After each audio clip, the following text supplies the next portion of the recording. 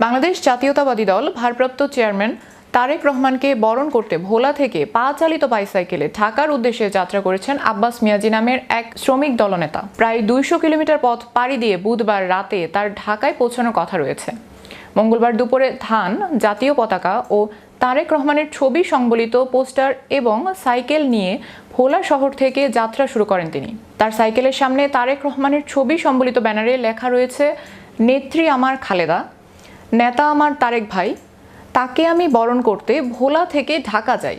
আব্বাস মিয়াজি ভোলা সদর উপজেলার চরসামাইয়া ইউনিয়নের বড় চরসামাইয়া গ্রামের মৃত রতন মিয়াজির ছেলে এবং ওই ইউনিয়ন শ্রমিক দলের দপ্তর সম্পাদক। আব্বাস মিয়াজি বলেন, দীর্ঘ 18 বছর পর আমাদের প্রিয় নেতা তারেক রহমান দেশে ফিরছেন।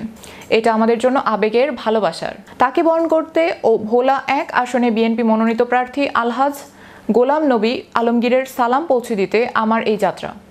আমি একজন সাধারণ মানুষ, তাই বড় কোনো আয়োজন করতে পারিনি। নিজের সাধ্য অনুযায়ী এই সাইকেলে যাত্রার মাধ্যমে নেতার প্রতি সম্মান জানাতে বের হয়েছি। তিনি আরও বলেন, দীর্ঘদিন রাজপথে আন্দোলন সংগ্রাম করতে গিয়ে হামলা মামলার শিকার হয়েছি।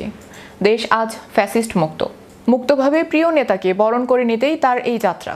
এটি কোনো ব্যক্তিগত প্রচারণা নয়, এটি দলের প্রতি, নেতার প্রতি ত্যাগী কর্মীর ভালোবাসার প্রতীক।